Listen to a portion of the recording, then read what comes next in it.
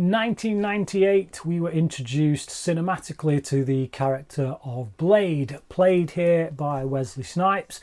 It was a violent comic book movie that exists within the MCU, not the current MCU, of course. It is a Marvel movie, but very different to the Marvel movies we get today. Now, it is obviously getting a remake with Mahershala Ali playing the title role. I can't imagine it being as violent as this particular film, or as dark and R-rated and whatnot, but we'll see what happens. I think this film is quite forgotten now when you think about how movies have evolved and been inspired and whatnot.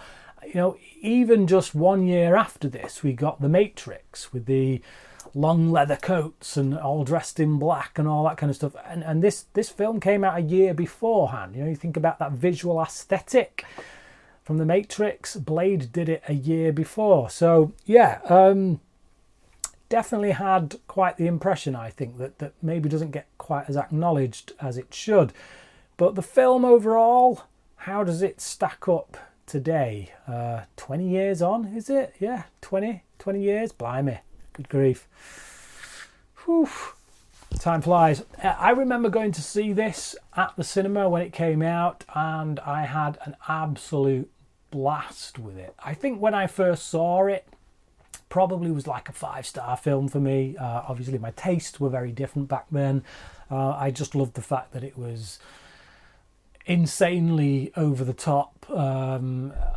Action bloodbath, vampires, and yeah, it's not a 5-star film today, but you know what?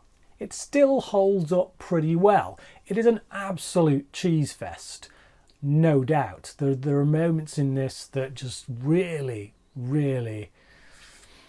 pure Stilton, you know.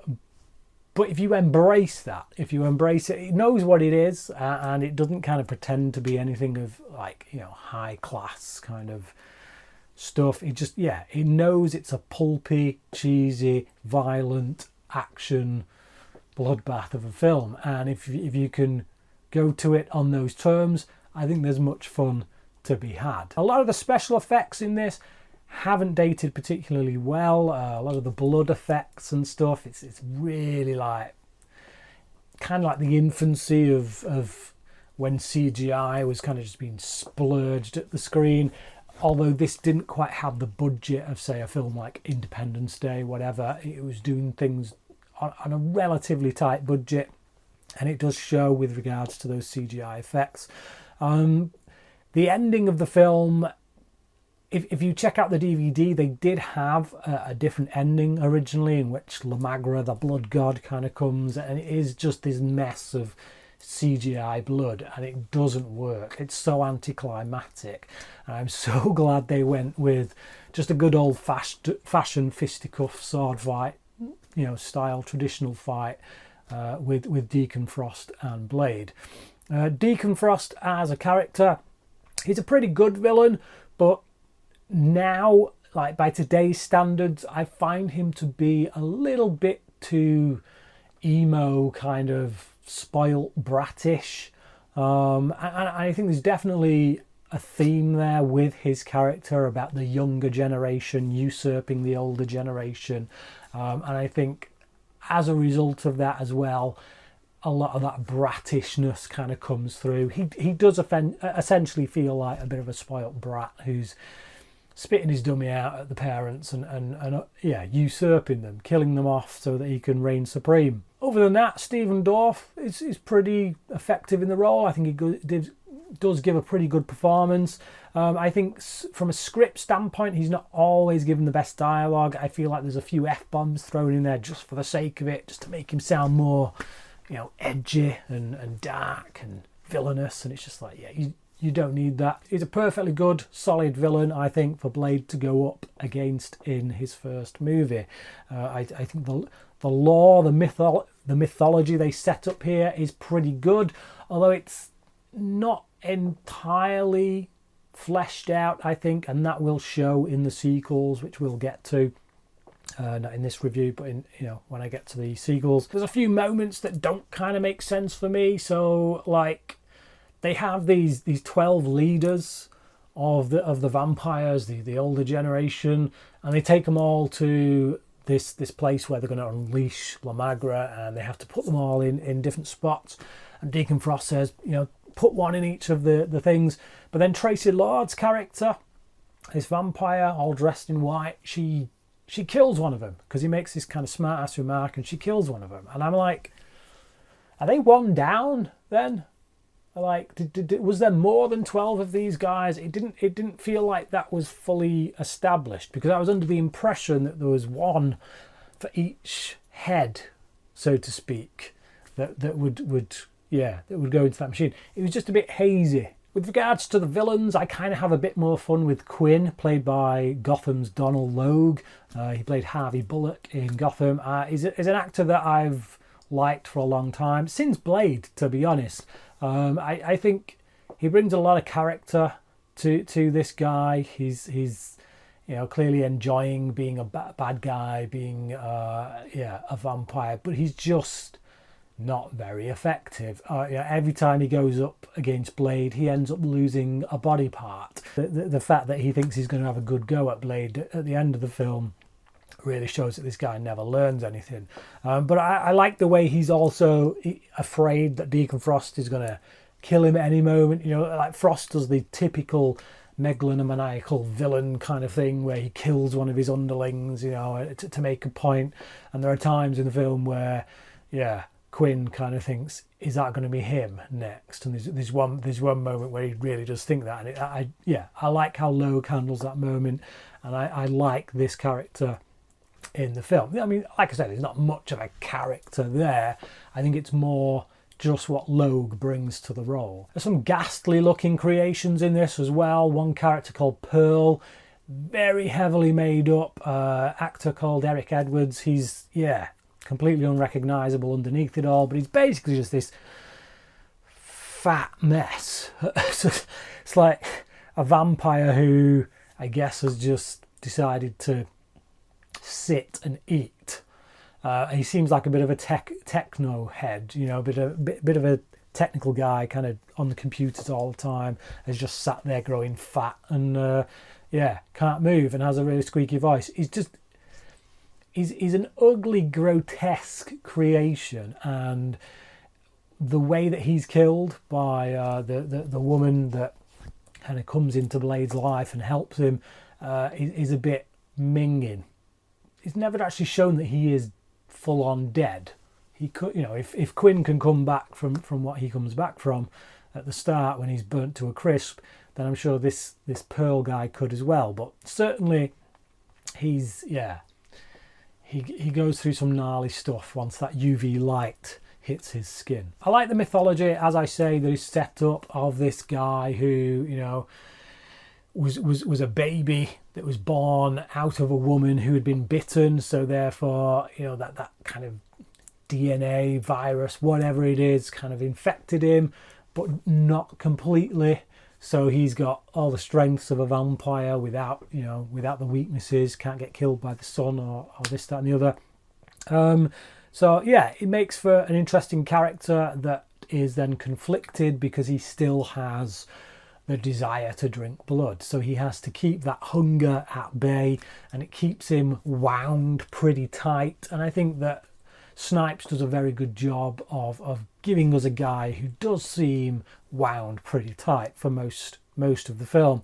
There are a few moments in there that feel like Snipes is showboating or is being a bit overly, over the top, dramatic. One moment when he kills a vampire and does that kind of thing was a bit too cheesy, a bit like, felt like it was in a comedy film. It was bizarre to look at. And a few of the fight scenes, I know that Snipes does a lot of his own choreography in movies and stuff. I don't know how much of that he did here, but certainly I would imagine he had a heavy hand in it. But there's a few times where it feels like he's showboating, and a few times where some of the fight scenes just don't really make sense. Like he goes up against this one guy at the end, and they just start doing these like roundhouse kicks at each other, and they're not even remotely near each other, and again, it feels like they're showboating to each other. Maybe that's the point. Maybe that's what they're trying to convey, but it's not quite conveyed very well. But basically, he just does this spin kick at this guy, and this other guy does another one back at him. They don't hit each other, so he does another one, and he does another, and it's just like, what are you doing? Just one of you hit the other person. You know, it's like, enough of all the fancy footwork. I mean, they're not actually going to hit each other. So yeah, I don't know. It was just a moment that jumped out at me on that fight where I'm like, what are they doing? Kristofferson is pretty cool as Blade's mentor, Whistler. I think he's quite badass in this. He kind of is brutally killed, but I feel like that was too soon, you know, to have this guy killed off like that. I think that, you know, to introduce these characters here and then save that for a sequel, because I mean, they're going to do it again in a sequel when they get to Blade Trinity, but yeah, it feels like I don't think I felt much about, I don't think I thought much of it when I first saw it. I thought, you know, he was a cool character, he was a badass character, he got killed, and I felt for him. I thought that was a powerful moment, it was great. But then when they brought him back in Blade 2, I was like, oh, okay, if you were going to do that, then, you know, why kill him off? Like, yeah, I feel like they wasted that moment. So then when we get to the third film and they go and do it again, it doesn't really have any impact, because you're kind of like, well, they brought this guy back once before, they can do it again. I think it would have had more impact in the third film had they not already done it in the first one. Admittedly, that is a criticism for the third film, not this one.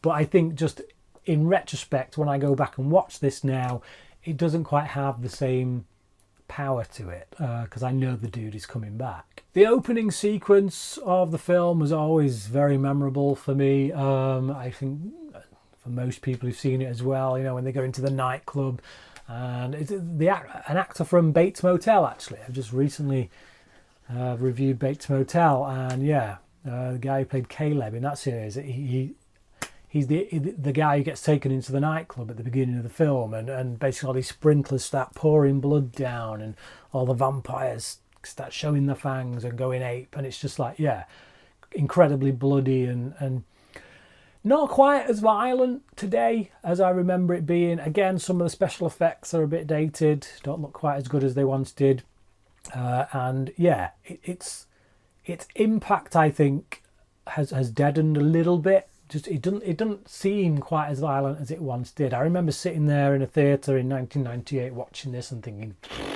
this is really violent. And now it's just like, yeah, I've seen more violent stuff in TV shows, but hey ho, there you go. But no, it's still an effective opening. It still introduces Blade as a badass, you know, taking on a nightclub full of vampires.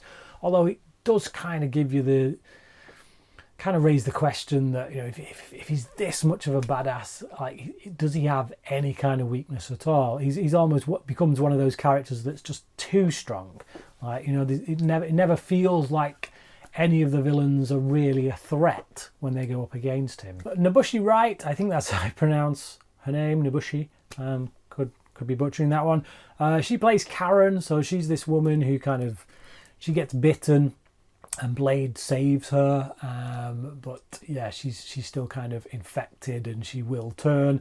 So she happens to be a hematologist, so she's going to work on a cure for that, and hopefully for Blade as well.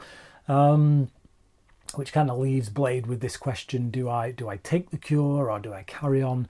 Is my work more important? Is it more important for me to carry on with the work of killing vampires than it is to be cured?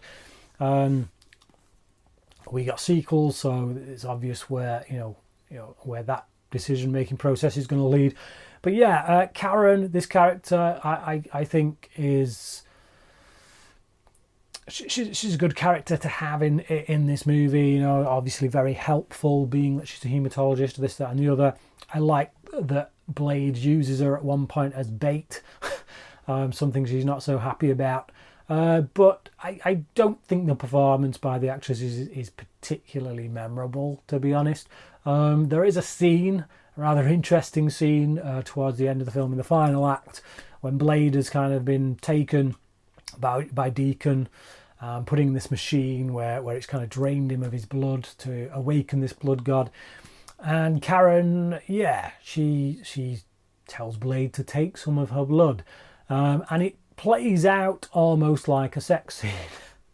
So we don't get a sex scene in this film. We don't have the typical kind of Blade has a romantic interest that he then has sex with at some point, but we do get this scene where he takes her blood, and it's shot almost like a sex scene, and it's a little bit weird, if I'm being perfectly honest. The way they kind of writhe together, and it's just like, yeah, he's really enjoying that blood. Not entirely keen on Blade's costume throughout much of this film, to be honest.